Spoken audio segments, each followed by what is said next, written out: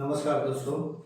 मैं आज ये बताऊंगा दोस्तों 10 ऐसे स्किल जो हर एक सिविल इंजीनियर को आना चाहिए। ठीक है दोस्तों, उस जैसे top 10 skill should be learn a civil engineer. ठीक है दोस्तों, सबसे फर्स्ट नंबर पर मैं रखा हूँ कम्युनिकेशन स्किल। देखिए, कम्युनिकेशन स्किल जो है वो लाइफ में उसका बहुत बहुत महत्वपूर्ण भूमिका होता है।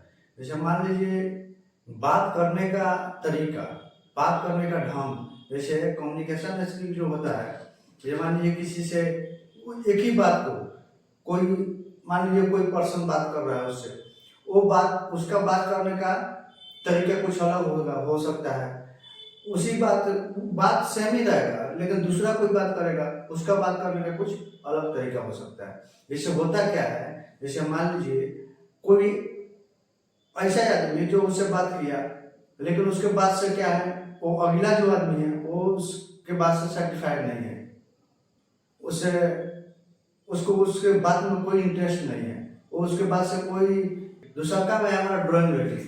कोई भी एक सिविल इंजीनियर है, सिविल इंजीनियर को ड्राइंग रीडिंग करने आना चाहिए। सबसे पहले मान लीजिए जब आप साइट पे काम कीजिएगा, कोई भी साइट पे आप काम करिएगा, तो आपको ड्राइंग रीडिंग करना आना चाहिए।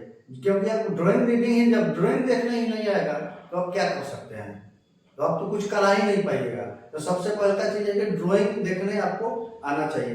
ड्राइंग में जैसे मान लीजिए प्लान का ड्राइंग हो गया, एलिवेशन हो गया, बीम हो गया, स्लैब हो गया, या शेड्यूल सेक्शन हो गया, ये सारा ड्राइंग आपको आना चाहिए। शेड्यूल ड्राइंग से रिलेटेड सब ड्राइंग आपको देखने आना चाहिए। ठीक है दोस्तों, एक्सक्यूशन एंड लेआउट वर्क। जब भी आप साइट पे काम कीजिएगा, वन साइट आप जाकर काम कीजिएगा, तो आपको एक्सक्यूशन एंड लेआउट के बारे में आपको जानकारी होना चाहिए। देखिए, जब भी आप साइट पे जाइएगा, तो कोई भी साइट पे आप काम करने से पहले आपको, मान लीजिए हमारा कोई वहाँ पे घर बनाना है या कोई स्ट्रक्चर खड़ा करना है, तो सबसे पहले क्या करना पड़ेगा, वहाँ लेआउट करना पड़ेगा, एक्सक्यूशन करना पड़ेगा, घूम के देखना पड़ेगा, जगह देखना पड़ेगा। जगह देखने के बाद वहाँ पे हमको लेआउट करना पड़ेगा।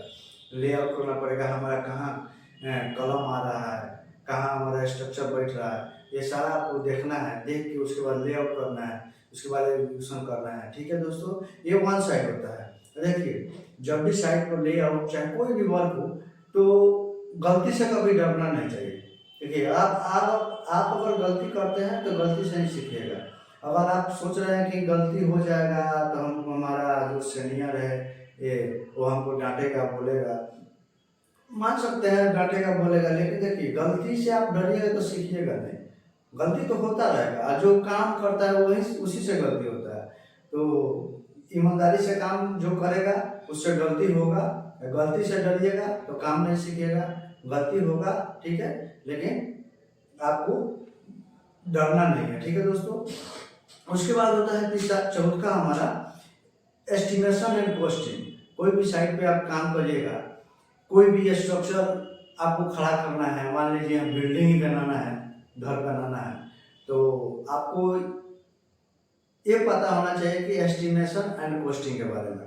ये एस्टिमेशन मतलब आप क्या क्या मटेरियल लगेगा घर बनाने में, उस चीज़ का पूरा ध्यान होना चाहिए। मान लीजिए घर बना रहा है तो जो भी मटेरियल है उसमें ईंट लगेगा, बालू लगेगा, सीमेंट लगेगा, गिट्टी लगेगा, जो भी चीज़ लगेगा उसका पूरा आपको ध्यान होना चाहिए कि ये चीज़ हमको मटेरियल लगेगा इसको बनाने में, उसका कॉस्टिंग इतना आएगा। मान लीजिए कि बिना अगर प्लान का कोई आप घर बनाना चालू कर दिए, आपके पास मान लीजिए लिमिटेड रुपया है, आप काम लगा दिए, तो बीच में तो जाके आप फंस जाइएगा। तो इसको वजह से आपको ये पहले जानकारी होना चाहिए कि आपके पास कितना पैसा है और कितना आपका काम है। तो इसलिए एस्टिमेशन एंड कॉस्टिंग का बहुत इम्पोर्टेंट भूमिका होता है।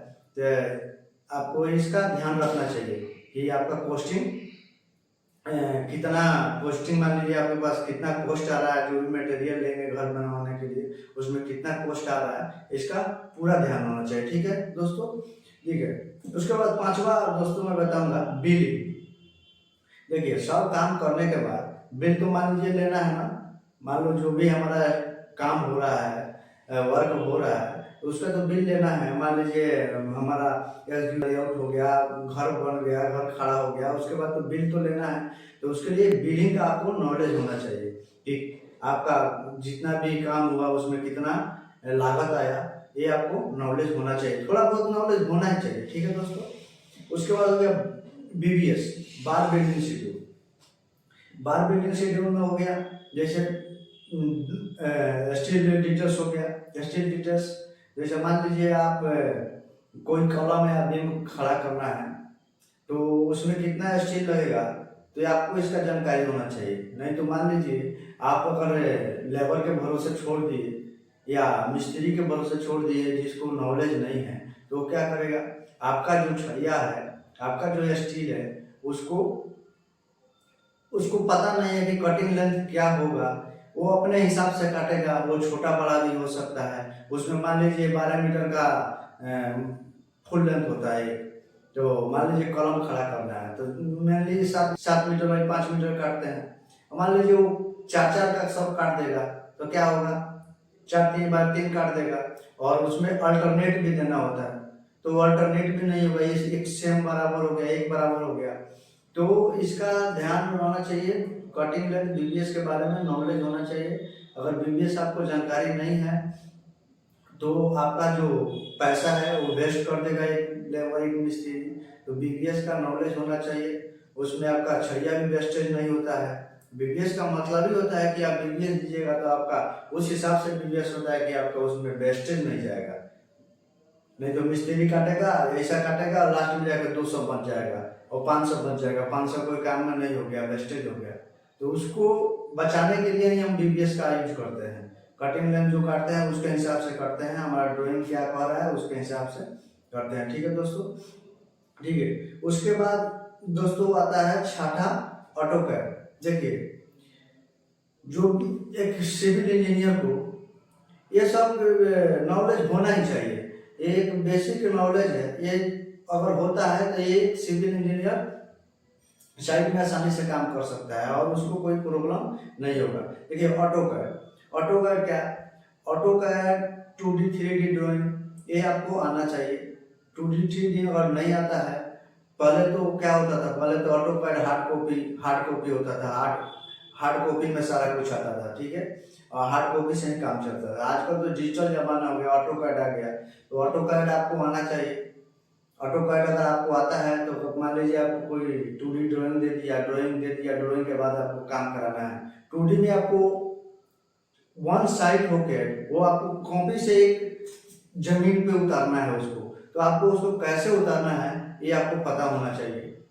वो चाहे 3D में ड्राइंग है तो 3D को पेपर को देख के आपको साइड में एग्जीक्यूशन कराना है।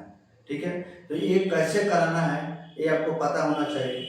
आजकल तो मोबाइल में भी ऑटोकैड आ गया है, मोबाइल से में भी आप ऑटोकैड चला सकते हैं, सीख सकते हैं। ठीक है दोस्तों। तो उसके बाद हो गया quality insurance and quality control. जब भी आप साइट में काम करिएगा तो 7वां हमारा पॉइंट है quality insurance and quality control. जब भी आप साइट में काम करिएगा तो आपको क्वालिटी का भी ध्यान रखना होगा, क्योंकि क्वालिटी में काम नहीं होगा तो क्या होगा, आपका जूस स्ट्रक्चर का ड्यूरेशन टाइम मान लीजिए 50 वर्ष है, वो आपका 20 या 30 वर्ष में ही खत्म हो जाएगा, टूट जाएगा। तो इसलिए क्वालिटी पर विशेष ध्यान देना चाहिए और ये आपको जानकारी भी होना चाहिए quality control and quality insurance के बारे में। ठीक है दोस्तों। उसके बाद आएगा प्लानिंग मैनेजमेंट। प्लानिंग मैनेजमेंट होता क्या है, जब आप कोई भी कंस्ट्रक्शन साइट में काम शुरू करने से पहले या कोई भी आप घर बना रहे हैं उसको शुरू करने से पहले आपको एक प्लान करना होता है। प्लान कि इसमें क्या क्या मटेरियल लगेगा, कौन कौन इक्विपमेंट लगेगा, कितना कॉस्ट आएगा, इसका पूरा फुल प्लानिंग, इसको बोलते हैं पूरा फुल प्लान होगा कि आपको इतना मटेरियल लगेगा, ये इक्विपमेंट लगेगा, इतना कॉस्ट आएगा। इसका आपको थोड़ा बहुत नॉलेज होना चाहिए। आपका गोल मतलब क्या है, प्लानिंग मैनेजमेंट के आपका गोल क्या है, आपका गोल क्या है कि इसको बनाना है तो इसमें ये मटेरियल लगेगा, ये हमको ये बनाना है तो ये मटेरियल लगेगा, ये इक्विपमेंट लगेगा, हमको इतना आदमी का जरूरत पड़ेगा, इतना लेबर का जरूरत पड़ेगा, ये आपको टोटल नॉलेज होना चाहिए। ठीक है दोस्तों। और 10वां हो जाएगा क्वांटिटी सर्वेइंग। देखिए क्वांटिटी सर्वेइंग जो है इसका भी थोड़ा बहुत आपको नॉलेज होना चाहिए। ठीक है। क्वांटिटी सर्वेइंग का मतलब है परिमाण सर्वेक्षण। क्वांटिटी सर्वेक्षण माने क्वांटिटी सर्वेइंग, आपको इसके बारे में भी थोड़ा बहुत नॉलेज होना चाहिए। मतलब हो गया परिमाण सर्वेक्षण। देखिए क्वांटिटी सर्वेइंग का मतलब उसमें क्या क्या लागत आएगा इसका मूल्यांकन करना होता है। क्वांटिटी सर्वेइंग का ये काम होता है। ठीक है दोस्तों। तो ये सारा ये top 10 skills should be learn a civil engineer. ये 10 ऐसे जानकारी है ये एक सिविल इंजीनियर को आना चाहिए। ठीक है दोस्तों। जिसमें फर्स्ट मैं बताया आपको कम्युनिकेशन स्किल के बारे में, दूसरा का बताया ड्राइंग रीडिंग, ड्राइंग को रीड करने आना चाहिए। तीसरा का एग्जीक्यूशन एंड लेआउट के बारे में बताया। उसके बाद चौथा बताया एस्टिमेशन एंड कॉस्टिंग।